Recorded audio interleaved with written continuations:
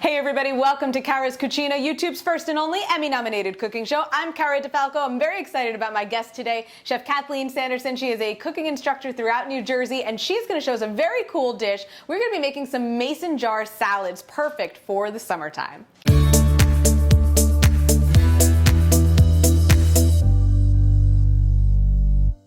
So we have a bunch of different ingredients here. There is a philosophy or a way to do this to do it right. You don't want to put the wet ingredients on the bottom. You don't want to put the delicate ingredients on the bottom. You want to put more of the sturdy things. Okay. So everything will not wilt, because you can make these a day or two ahead. You don't have to make them at the last minute. So this is basically perfect for people who are into meal prepping, which is very popular right now. I mean, you've gotten a couple of ready for us here. I mean, this is something that can be in the fridge, you grab and go. Absolutely. So there's two philosophies. Some people put the dressing on the bottom, and then when they put it all together, they shake it. Other people have a little container and they put it on the top. I'm a top dresser because I want to have control of it. Okay. But either way, it will work. So we're going to do a traditional cob, basically. Okay. And we're going to start with, we have chopped up romaine, and you're going to do it with me, I think, right? Yes. So we put a little bit of the romaine in the So we're putting our greens lettuce. in. Okay, Yeah. so specifically because it's romaine. It's sturdy. Okay. Iceberg or romaine would be sturdy enough. Now this is very unconventional, but I'm going to use a glass just to push down a little bit so I get a little bit more room. A little more space. Okay. And so romaine or iceberg would be the two lettuces I'd put on the bottom.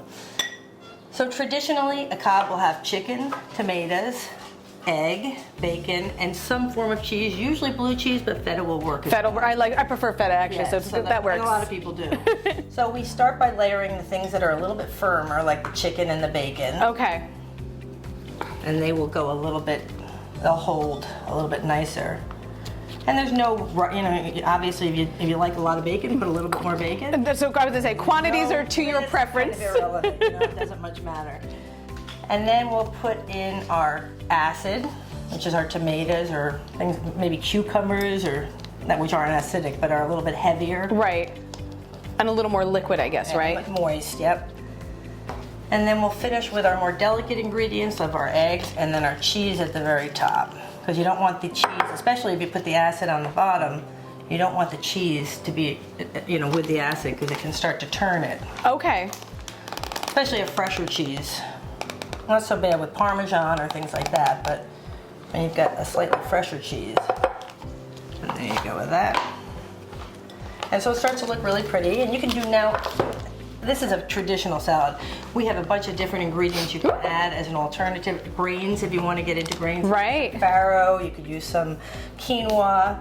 And then I'm going to put, I love these little cups. You can get them, don't tell anyone, just take a couple of them from Whole Foods or something like that. At the price of Whole Foods food. Yeah, a little cup or two is not the big problem. You don't need the lid for them though, because we have the lid here. This is just a vinaigrette. Okay. This is a creamy vinaigrette. Okay. So we put the lid on. I love these lids. To me, this is the greatest invention. These metal lids are what they come with. They're great for 1 or 2 times, but once you have these, you can use them over and over again. You don't ever get that horrible little black stain. Oh yeah, look at that. So you buy these separately, but you can keep them. And I love mason jars because they don't transfer flavors. So you can put this in your refrigerator and nothing's going to taste like this. And they can be used over and over and over again. So you're really not creating waste. It's totally economic, you know, eco-friendly. I love it. This is beautiful too. This is actually a pretty salad. You know, and it's so funny because so many people, you know, you do eat with your eyes first. So I think, you know, for so many folks who have to sit down to their lunch at their desk in their office, when they have something pretty like this to take with them, it makes life a lot nicer. Yeah, it's just a nice thing to have. So you were saying about some of the other options that we have. So you said if you were to incorporate any of these, you know, we've got, looks like some dried tomatoes, so or say you don't want any lettuce at all, which is absolutely fine. You could go with some, like your cucumbers, your peppers, garbanzo beans. So you want to do a Greek style salad. Okay. I took these purple onions. Use them sparingly, they're very strong, but I always soak them in ice water before I use them so they take that sting off of them. Okay. They're not quite as assertive. This is roasted tomatoes. I mean, at this time of the year, the gardens are amazing. Yes. That are available. So I take tomatoes and roast them and put them in. That gives them a little bit more developed of a flavor. So if you wanted to make a Middle Eastern or a Mediterranean type flavor, you would use that. We have the farro, which is great, but barley, quinoa, any of the grains would work really well. Would work well, and you would sub that for the lettuce, so that would be the thing that would go on the bottom. Hold the moisture, and that's what I have one right here. Well, I put it sort of. You put it with the lettuce. But this is a sort of a traditional Greek one. It's got all the Greek ingredients. Very And again, nice. the cheese I didn't put in because I wait till closer to the end, or I put it on the top because I don't want it to mix with some of the vinaigrette. I love this. I love this idea. Guys, you will be able to find the recipe for the traditional Cobb salad at caradefalco.com. I will also link you up with Chef Kathleen so you can find her and where her next classes are going to be. And I will make sure I can find a link for these special lids so you guys can buy the mason jars and the lids at the link in the description below as well. Follow me Facebook and Instagram at Cara Di Falco for all of my foodie adventures. That is it for this week in the Cucina. I will see you guys next time. Bon appetit. Chef, thank you so much. My pleasure, anytime.